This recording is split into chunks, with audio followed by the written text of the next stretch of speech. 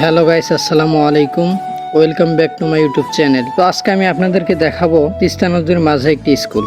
তা আজকের ব্লগটা হবে গ্রামের ভাষায়। তা আমরা ওই স্কুলের সামনে যাবো, যাওয়ার জন্য নৌকা চড়ে নিলাম। নৌকা চড়ে আস্তে আস্তে ডিগ ডিগ করে যাওয়া লাগছি, যাইতে এই পৌঁছেবার ধরেই দেখি এদিকে কয়টা ডিরাম। তো ডিরাম ওরা নামে দেখলাম পাইপ দিয়ে এদিকে ডিরাম থেকে মাটি কাটবে নাকছে মেশিন দিয়ে। মাটি কাটার পর তা এদিকে ফিরে আবার করলাম যে ঘুরে আসি। পরে দেখি এই যে দেখতে পাবো নাকছে যে চারামুড়ি নদীর মাঝে কিন্তু এই স্কুলটা সুন্দরভাবে আছে, অনেক সুন্দর দেখা যায় দৃশ্যটা। তাই ভালোই কাজ চলবে নাকছে। তাই দেখতে পারিবা অনেকছেন যে বস্তা ফেলাইছে, অনেক বিলে বস্তা ফেলা নদী আটকানোর চেষ্টা করবে নাকছে। তা তো আটকেই না, নদী ভাঙ্গি নিয়ে যায়। তারপরেও এখন পর্যন্ত যেহেতু আছে, ইনশাল্লাহ মনে হয় ঠিক। আর এই স্কুলের জন্য কিন্তু কয়েকটা বাড়িও আছে। এই স্কুলের ভরসা করে কয়েকটা বাড়িও এই জায়গাতে আছে, কয়েকটা মানুষও ইন্দি থাকতে পারবো অনেক। কারণ তারা হয়তো ভাবছে যে এই স্কুলের কামটা হইলেন তো না, তারা ইন্দি থাকতে পারবো। যাই হোক, চরের মানুষের বসবাস কিন্তু অনেক কষ্টের, তারপরেও যাই হোক তারা কষ্ট করে আছে।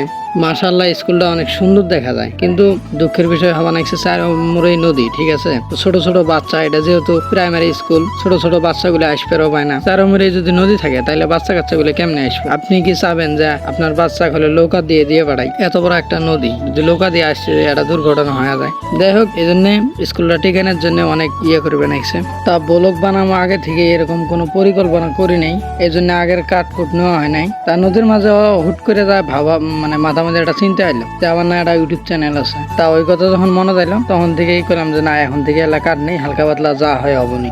মনে হয়তো ব্লগটা বেশি এটা ভালো হয় নাই। তা এরপর থেকে যদি ব্লগ বানাই ইনশাল্লাহ ভালো করে বানাবো। তা ব্লগটা যদি ভালো লাগে থাকে লাইক কমেন্ট শেয়ার এবং সাবস্ক্রাইব তো করাই নাই, সাবস্ক্রাইব করে সাথেই থাকেন। এরকম সুন্দর সুন্দর ব্লগ ইনশাল্লাহ ছাড়বো।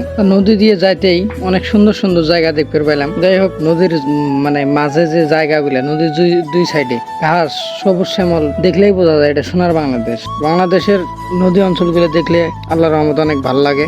মাশাআল্লাহ, খুব সুন্দর জায়গা। তা নদী অঞ্চলে বা চর অঞ্চলে যদিও বিল্ডিং টিল্ডিং না থাকে, সবুজ শ্যামল ঘাসপালা অনেক আছে, তাইলে দেখলে অনেক খুব ভালো লাগে। আল্লাহ তাআলার যে সৃষ্টি অনেক সুন্দর, তা চরমে দেয়ালে টের পাওয়া যায়। অনেক কিছুর আবাদ আছে, ভুট্টে গম যা আছে, মরিচ পেঁয়াজ যা আছে, সবকিছু এই চরমে আবাদ হয়। বাদামও আবাদ হয়। তা শহরের মধ্যে গেলে তেমন কোনো ফিল পাওয়া যায় না, খালি উঁচে বিল্ডিং আর দিয়ে ভালো ফ্যাশন টেশন এল্লা আছে, খাওয়া দাওয়ার আছে। কিন্তু চরের মধ্যে যে একটা শান্তি, গরু ছাগল পুষেও শান্তি, সব দিক দিয়ে চরের মধ্যে আল্লাহ শান্তি আছে, আল্লাহর রহমত। কিন্তু সমস্যা একটাই, যখন মানুষের এই চরের মানুষের অসুখ বিসুখ হয়, যাওয়ার রাস্তাঘাট ভালো না, বাজার ঘাট করার একটু সমস্যা হয়। এছাড়া চরের ভিতরে যে সুযোগ সুবিধা, আল্লাহর রহমত, মানে কোনো জায়গাতে এরকম সুযোগ সুবিধা পাওয়া যাবে না। আমার কাছে গ্রামেই সেরা, গ্রামের মতো ফিল কোনো জায়গায় পাওয়া যায় না মনে হয়। তো আজকের ব্লগটা এই পর্যন্তই। ভালো থাকবেন, সুস্থ থাকবেন। আর পরের এরকম ব্লগ দেখতে চাইলে একটু লাইক কমেন্ট শেয়ার করে পাশেই থাকবেন। ধন্যবাদ। আসসালামু আলাইকুম।